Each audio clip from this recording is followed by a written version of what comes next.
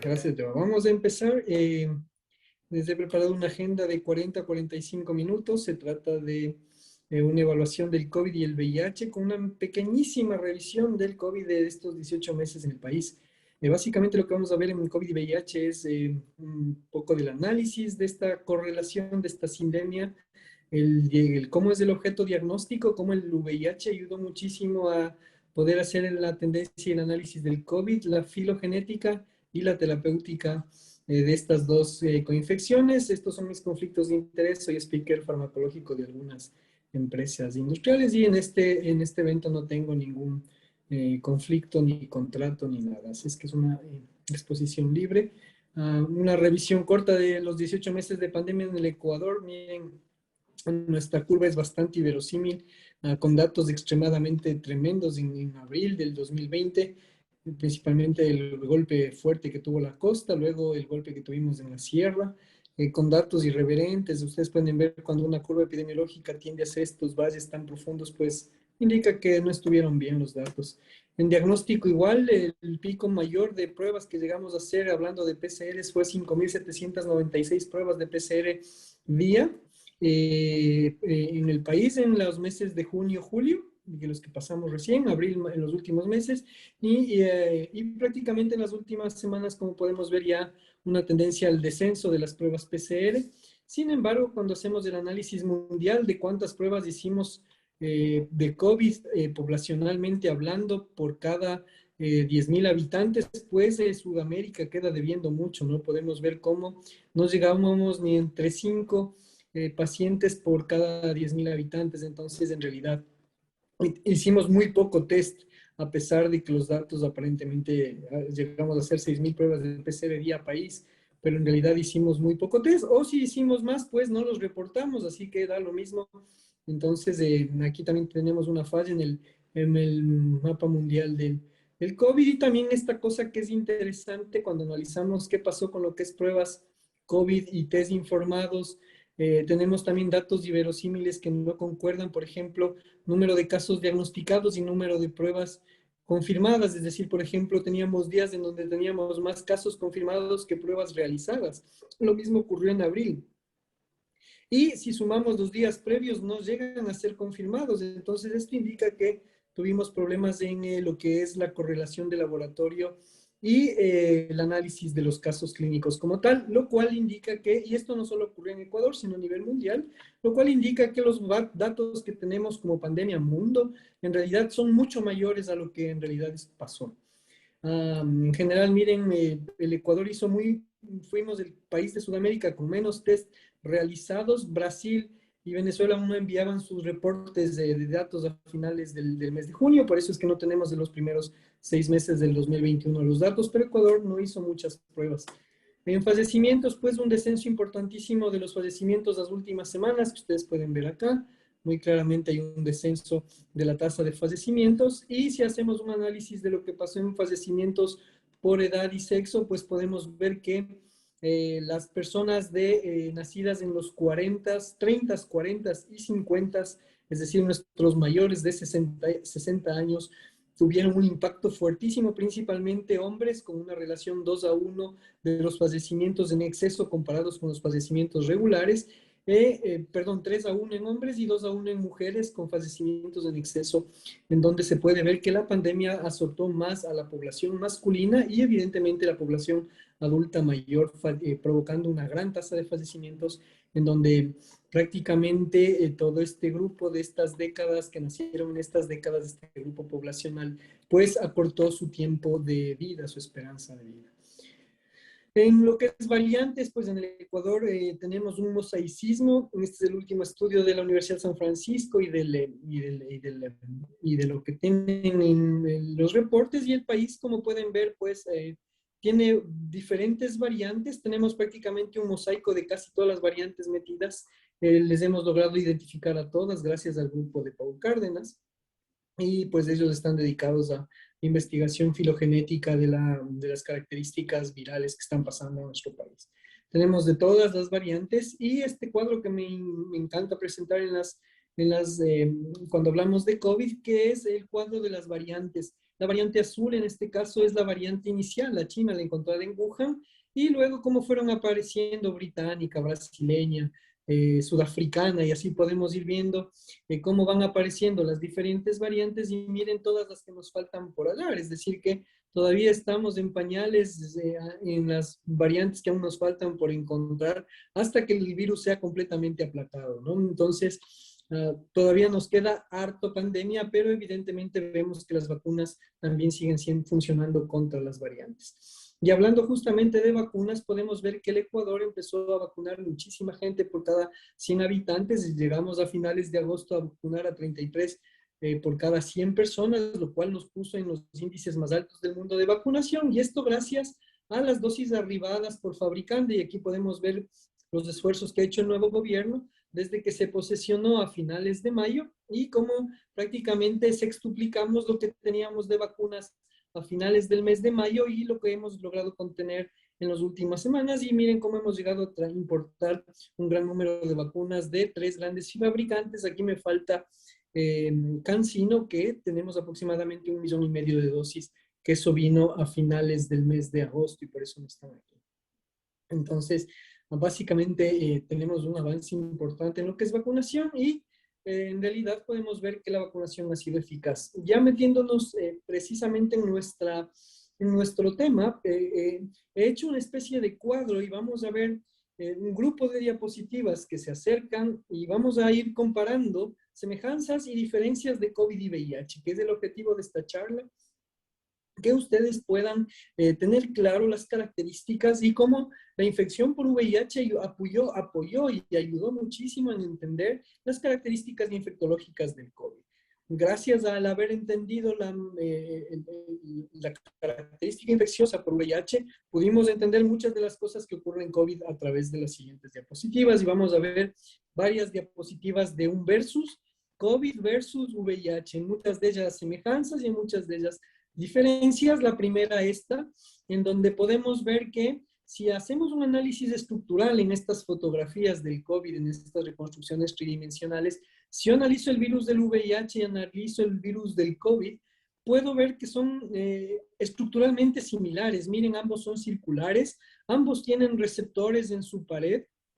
En este caso, el COVID, en el que les estoy señalando ahora, tiene estas proteínas en forma de espículas, en spike, mientras que el virus del VIH tiene estas glucoproteínas que también dan una forma espiculada, pero no tan arbórea como da en forma de ramificaciones como la da en la espícula del SARS-CoV-2. Pero estructuralmente, hablando del aspecto macro, miren, los dos son muy similares.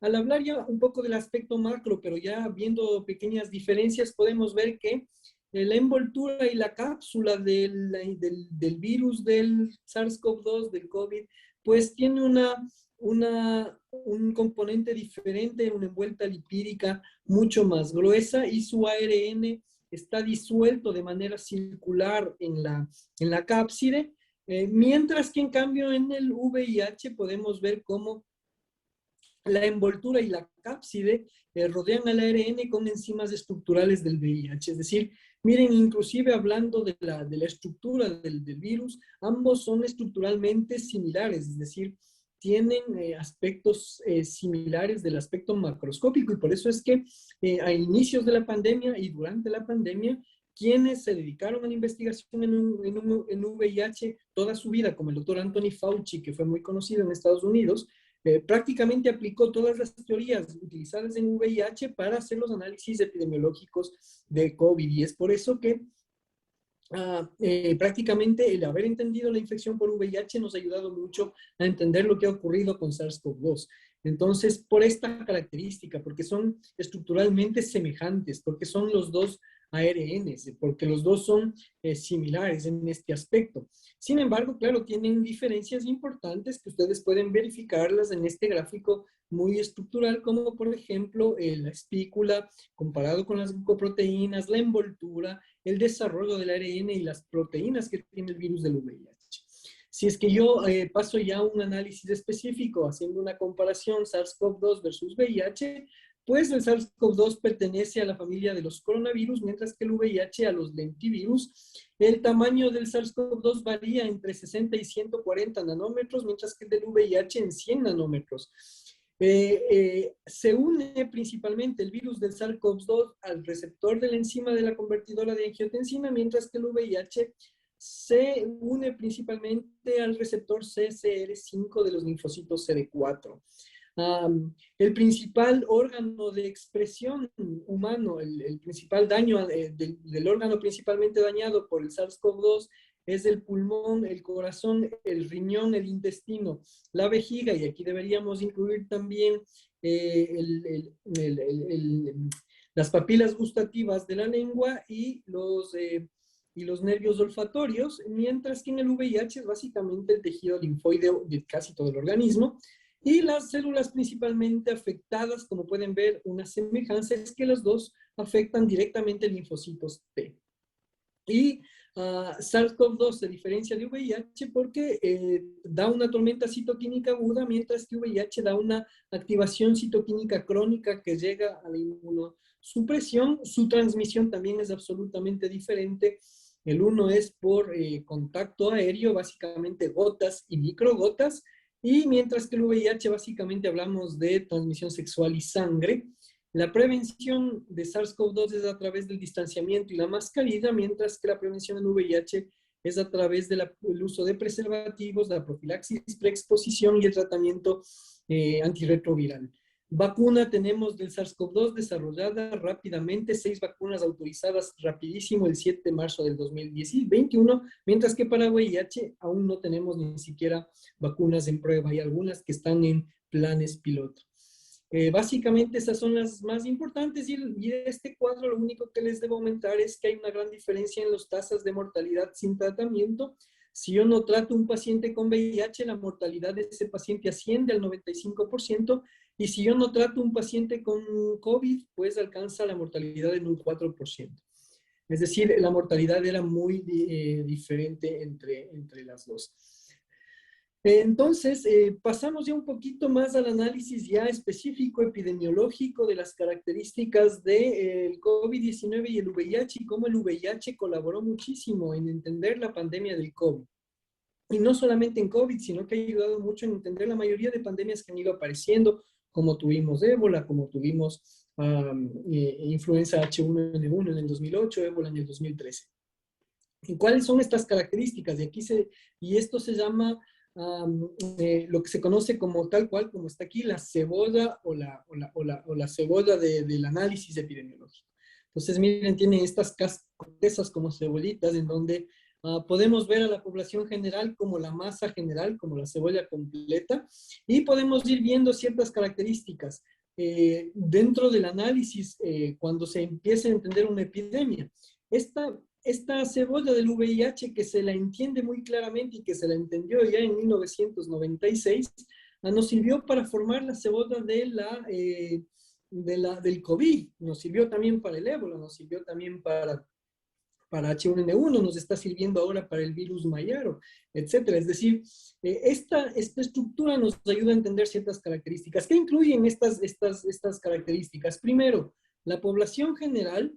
¿A quién debo testear y cómo debo testear? Obviamente en VIH a los pacientes infectados con VIH y en COVID, pues a los pacientes infectados con COVID. El seguimiento que tengo que hacer, pues una vez diagnosticado, ¿qué hago en mi paciente con VIH? Igual, ¿qué hago en mi paciente con COVID? Una vez que ya les he diagnosticado, ¿qué hago? Les hospitalizo, les mantengo en tratamiento y analizo su mortalidad y el seguimiento. En el caso de VIH, pues obviamente el tratamiento es tratar de inhibir los virus y que el paciente continúe con su enfermedad y que se controle la enfermedad, mientras que en el paciente con COVID, pues era la hospitalización, y en caso de que no mejore, pues la hospitalización en la terapia intensiva. En ambos casos yo llego al análisis de la mortalidad. Entonces, esta es la característica y a través de los análisis epidemiológicos de VIH, a través de este análisis en general, hacemos los análisis de las pandemias. El aspecto epidemiológico VIH-COVID pues nos ayuda a identificar lo que nosotros llamamos clústeres moleculares, es decir, de una población ir identificando el número reproductivo de la infección que tiene un virus. Y así pudimos determinar los diferentes tipos de aspectos reproductivos de cada uno de los virus. Me refiero a que entendiendo la infección por VIH, en donde sabemos que una persona con VIH que no se trata puede contagiar aproximadamente entre 3 y 7 personas más. Aquí en COVID fue exactamente lo mismo. Pudimos identificar que un paciente con COVID no tratado podía contagiar con la variante inicial de 1 a 4 personas y con la variante actual, la predominante, que es Delta, entre 7 y 8 personas. Entonces, esto es lo que nos ayudó. El aspecto epidemiológico del VIH contribuyó para entender el análisis de COVID.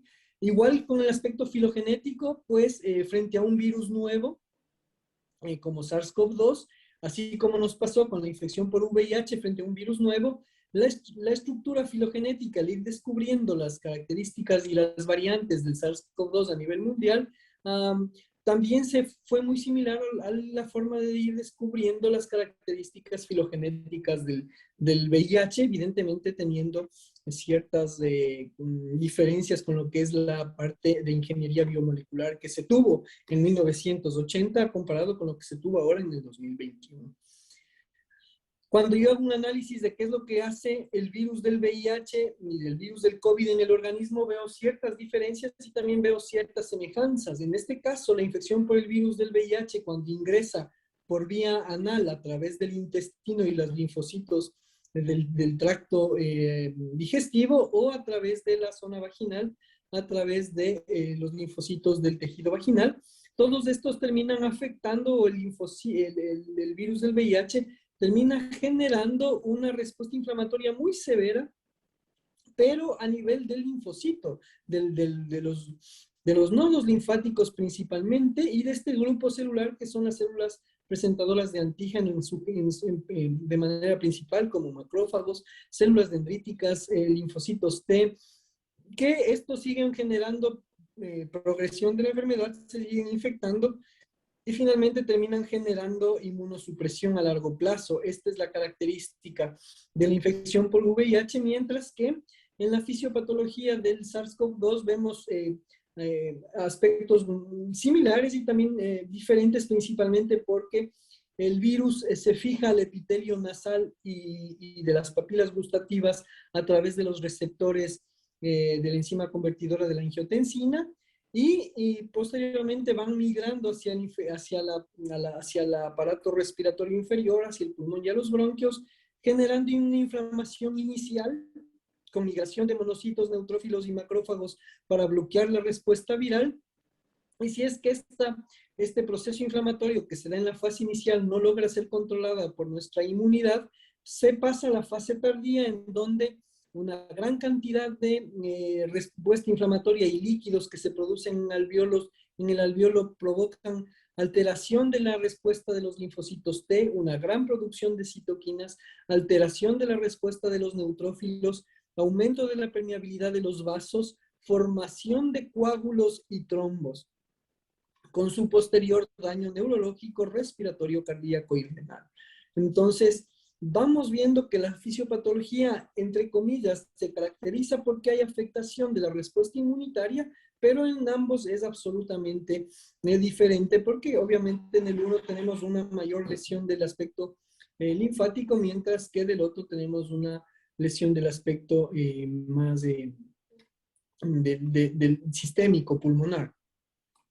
Sin embargo, cuando analizamos y hacemos una comparación de la respuesta inflamatoria severa, es decir, cuando un paciente con VIH tiene una... ¿qué pasa cuando un paciente con VIH tiene una infección grave? Entonces, teníamos los análisis inmunológicos que habíamos hecho, o sea, que se habían hecho en los años 80 y 90 con aquellos pacientes con VIH grave, con SIDA, que tuvieron infecciones oportunistas y que hacían respuesta inflamatoria sistémica asociada a la infección por VIH, y veíamos que la respuesta inflamatoria inducida por tuberculosis, por Pneumocystis carini, etcétera, por un grupo de bacterias que infectaban a los pacientes con VIH inmunosuprimidos, tenían también relación con la respuesta inmunológica que generaba el COVID severo. Y entonces, la gente que se dedica a investigar VIH empezó a asociar o empezó a analizar la respuesta inflamatoria de COVID comparado con la respuesta inflamatoria que se generaba en los pacientes con VIH y, por ejemplo, en este caso, infectados con micobacterias, y se fue dilucidando poco a poco el síndrome el síndrome hiperinflamatorio en el SARS-CoV-2, es decir, el haber entendido la infección grave por tuberculosis en los pacientes con VIH me llevó a entender la infección grave que genera el virus del SARS-CoV-2. Es decir, me apoyó en entender estas características inflamatorias severas y estas tormentas citoquímicas que ocurren tanto en el paciente con COVID como ocurren en el paciente con VIH que hace reconstitución inmunológica por tuberculosis. Es decir, contribuyó en algo también esta enfermedad para el diagnóstico de COVID grave y más que nada entender. Y cuando hablamos específicamente ya de lo que es el diagnóstico de estas dos epidemias, podemos ver básicamente diferencias importantes. Por ejemplo, en este análisis que se hace en Italia con relación al diagnóstico de VIH y COVID, las dos pandemias comparando las características diagnósticas, podemos ver que cuando nosotros desarrollamos las técnicas diagnósticas para la infección por VIH, pues teníamos ELISAs o enzima inmunoanálisis de primera generación basados en test de anticuerpos que apenas me diagnosticaban la enfermedad a la 5ª semana después del contacto. Y a medida que fuimos generando la generación de anticuerpos, segunda, tercera y cuarta generación que estamos ahora, básicamente ya tenemos 5ª generación, los enzima inmunoanálisis de 5ª generación que ya se tienen en Estados Unidos, pues me ayudan a diagnosticar la infección por VIH a partir del día 3, es decir, que el periodo de ventana actual en un paciente es de 13 días. Y ya no es de lo que habíamos aprendido en la universidad, 2 meses, 3 meses. Ya no, porque eso es el pasado. Ahora sabemos que en VIH, pues el desarrollo de test de antígeno y anticuerpos de 4ª generación, es decir, enzima inmunoanálisis con antígeno P24, pues me ayudan a diagnosticar mucho más. Y aún más, desarrollamos técnicas de contagio viral y basados en amplificaciones de ácidos nucleicos, en donde puedo yo identificar el virus a partir del día 11, en la primera semana, empezando la segunda semana. Entonces, en general, el diagnóstico de VIH, pues, ha ido mejorando para cortar el tiempo de diagnóstico, parecido a lo que nos pasó con COVID, es decir, recuerden el problema que teníamos con PCR, en donde si hacíamos muy antes no nos salían positivos, si hacíamos ya un poco más sintomáticos nos salían positivos. El problema que teníamos con los PCRs ya en el paciente asintomático, es decir, aquel paciente que ya no tenía molestias, que ya estaba absolutamente tranquilo y que se me quedaban con PCRs positivos 5, 6, 7, 8 semanas.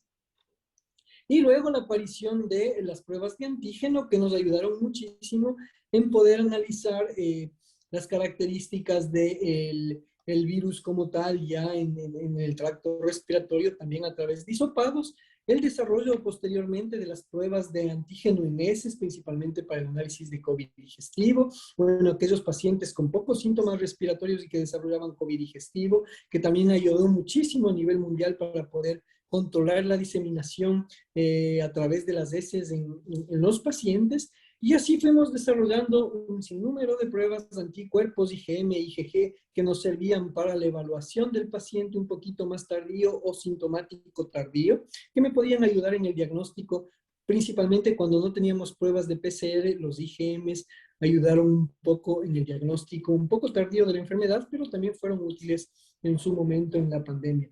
Actualmente, pues, si yo comparo el test diagnóstico de VIH que nosotros podemos ver aquí, en donde prácticamente hemos acortado de manera importante el tiempo de diagnóstico, llegando actualmente a 13 días, 12 días de diagnóstico del periodo de ventana.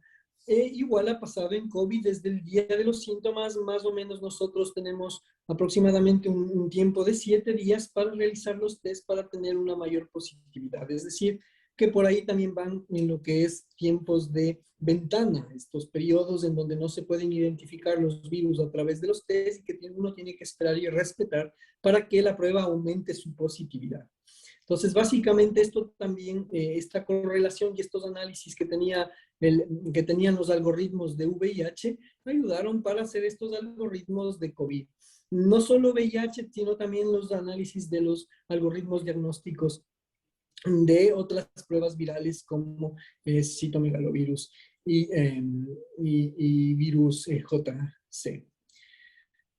Básicamente eso, y vamos ya avanzando en la exposición. Tenemos características importantes con lo que es el aspecto demográfico a nivel del mundo, es decir, ¿qué pacientes con VIH tuvieron mayor impacto por el COVID?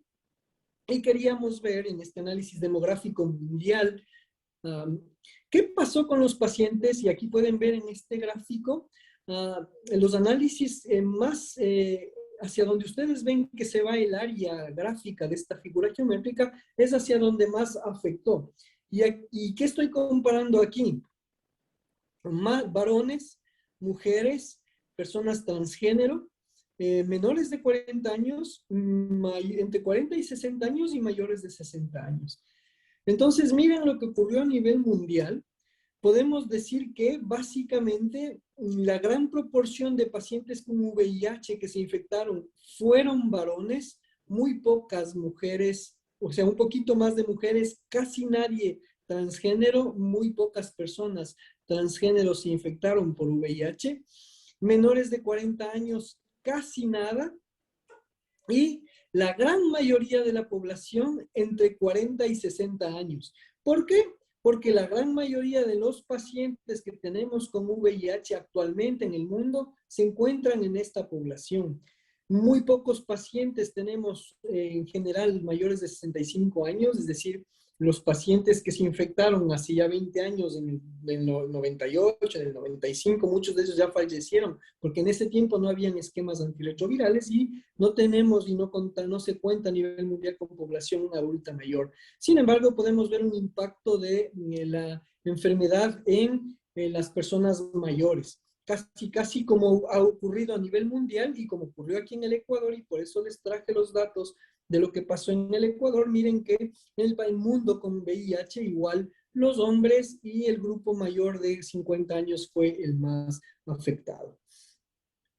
Cuando se hacen análisis por países, en este todavía no está el Ecuador, estamos en este momento trabajando en los análisis de los pacientes con VIH. Ecuador casi no está nadie de Latinoamérica. Tenemos la reunión en este mes de noviembre en Chile del Congreso, perdón, no es del Congreso, sino de la Sociedad Latinoamericana de VIH, que vamos a hacer una reunión en Chile en noviembre para ya mandar los datos de Latinoamérica, pero de lo que se tiene, miren, en general, la gran mayoría de pacientes con COVID, ¿qué les pasó clínicamente con estos datos que tenemos de Europa y parte de África?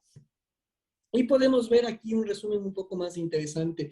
Los pacientes que se complicaron, miren, ustedes pueden ver en amarillo, prácticamente miren el verde sobrepone a la gráfica. En general, la mayoría de pacientes a nivel mundial que se infectaron con COVID tuvieron una infección, una actividad de la severidad de la enfermedad por COVID muy baja, mucho menor. Se complicaron más de manera mayor en Estados Unidos. En general, también al analizar los pacientes que se complicaron por COVID, vemos y VIH, vemos que se asemeja mucho a lo que pasó en la población mundial. Es decir, el paciente con COVID y VIH que se complicaba era aquel paciente VIH que tenía hipertensión, que tenía diabetes, que había tenido una enfermedad pulmonar por VIH o por una infección oportunista, que tenía enfermedad hepática por VIH o por los antirretrovirales, que tenía enfermedad renal, que tenía problemas cardiovasculares o enfermedad vascular periférica, que tenían hepatitis B y C y que tenían otras coinfecciones o la obesidad. Es decir, podemos ver que es similar a lo que pasó en el mundo no VIH. En el paciente con VIH ocurrió algo similar. Podemos ver cómo las características de las comorbilidades fueron muy similares a la población general. Lo que sí varió es la cantidad de pacientes graves, prácticamente no se asemejó a la población mundial. Podemos ver que el paciente con VIH y COVID raro era el que se complicaba, raro era el que llegaba a terapia intensiva.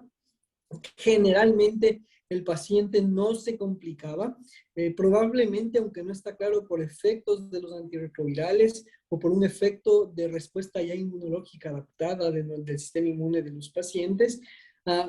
Aquí se quiso analizar si es que las características clínicas de los pacientes que estuvieron muy, muy graves, casi todos sobrevivieron, miren aquí, todos fueron dados de alta de los pacientes muy graves y se estaba comparando los regímenes terapéuticos de antirretrovirales en aquellos pacientes que tuvieron COVID grave. Por ejemplo, en este paciente 31 años con el VIH, ya tiene 66 años, estuvo hospitalizado en la UCI, que estaba en tratamiento con un tratamiento antirretroviral muy, muy potente, con amividina, bacavir, dolutegravir.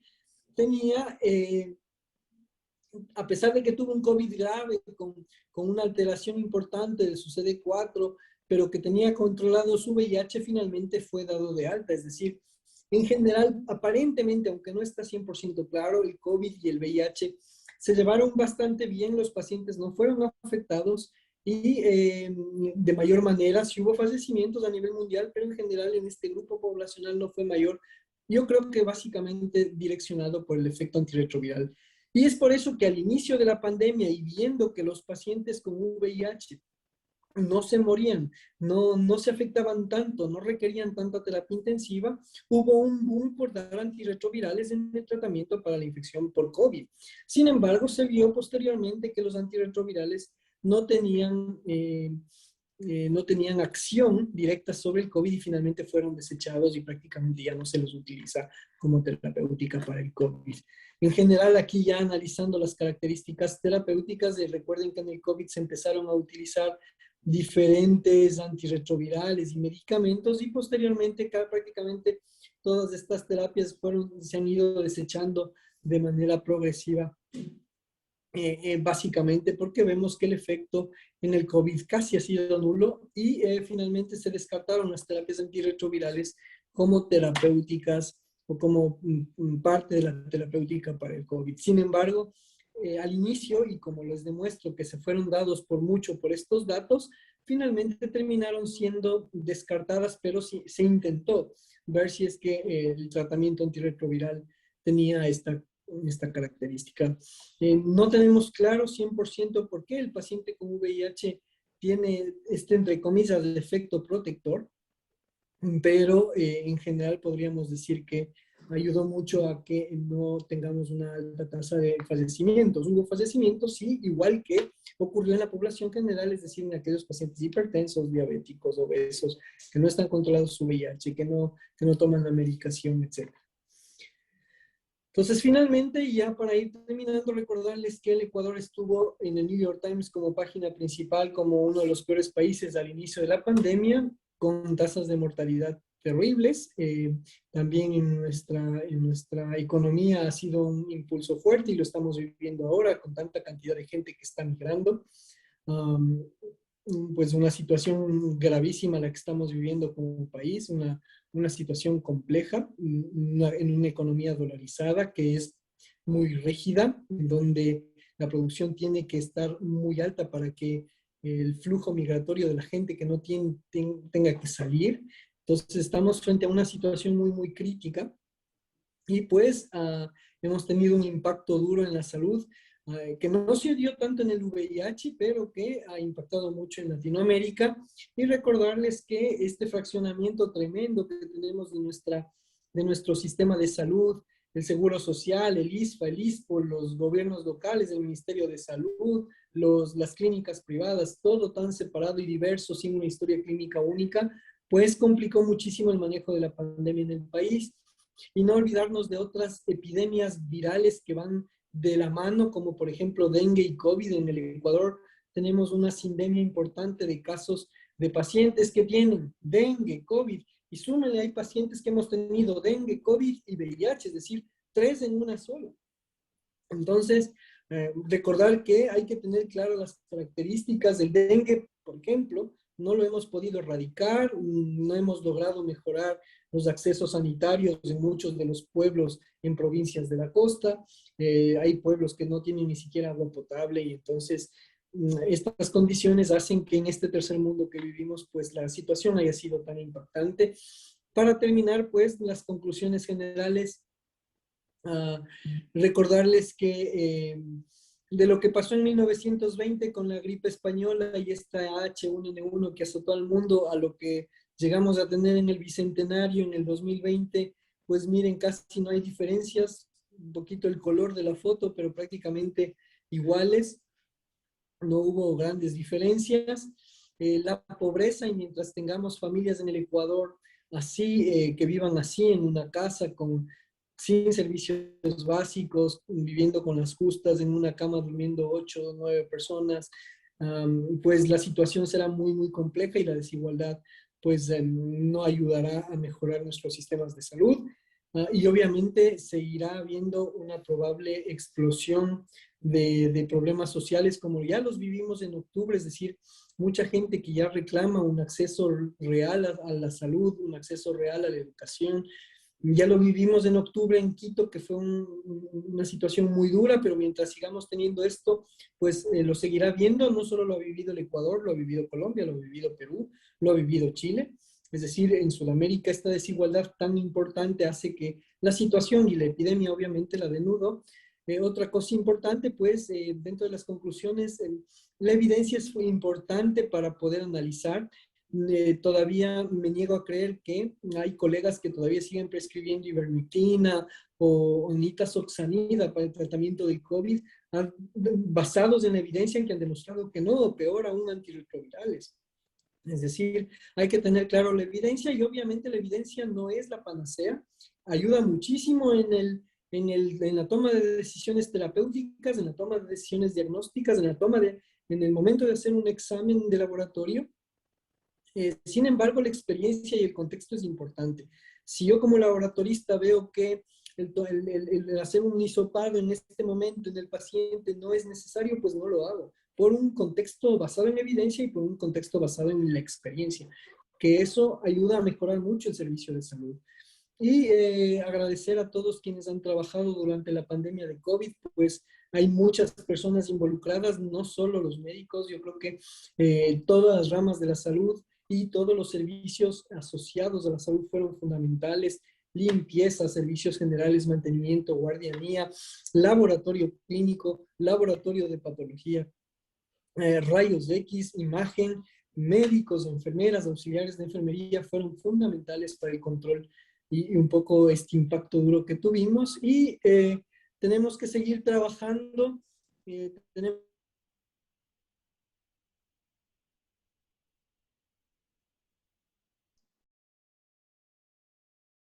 estos procesos tenemos que seguir trabajando en todos estos procesos de coordinación, tenemos que mejorar nuestro sistema de salud, la historia clínica única es importante, tenemos que exigir como usuarios del sistema de salud el que se dé mejor servicio de salud, es decir, yo como un usuario del IES al cual estoy afiliado, tengo que exigir que se me atienda precozmente, tengo que exigir que se me den resultados de laboratorio buenos, seguros, eficaces, válidos, tengo que exigir que mi médico me evalúe, me examine, que no se pase sentado en la computadora 15 minutos. Tengo que exigir una atención digna. Entonces, pero todo eso se logra a través de la coordinación y exigiendo un poco a nuestros políticos que muy poco nos están haciendo el favor ahora. Prácticamente eso y hablarles un poco de la próxima pandemia que se nos viene, una situación gravísima. Tenemos una resistencia bacteriana derivada del abuso de antibióticos en las UCIs COVID, una locura, bacterias pan resistentes en toda Latinoamérica, una situación durísima que vamos a analizar en el Congreso Panamericano. Ya se lo analizó en el Congreso Panamericano de Santo Domingo y ahora pues vamos en República Dominicana y ahora pues se va a hacer un segundo análisis porque la situación es sumamente crítica y si aquí hay gente del laboratorio clínico pues no nos dejarán mentir la gran cantidad de bacterias que se están diagnosticando con altísima resistencia, MBLs, KPCs, BLES, pero en un aspecto brutal, inclusive desde el punto de vista comunitario. La próxima pandemia, pues la resistencia bacteriana que se nos viene durísimas, secundario al exceso y al abuso de antibióticos durante el COVID, principalmente en las unidades de cuidados intensivos, pero recuerden, casi todos, y si ustedes están aquí escuchándome, habrán visto o habrán tenido la experiencia de algún familiar o alguna persona o algún paciente inclusive que llegó a hacerse atender o llegó y tomó al menos uno o un par de antibióticos, tomó citromicina, tomó levofloxacina, tomó penicilina. Es decir, hubo un exceso de abuso de antibióticos para una epidemia que era estrictamente viral. Entonces, básicamente, la próxima pandemia se nos viene y con esto quería terminar y agradecerles por soportarme estos 40 minutos de exposición y muchas gracias por haberme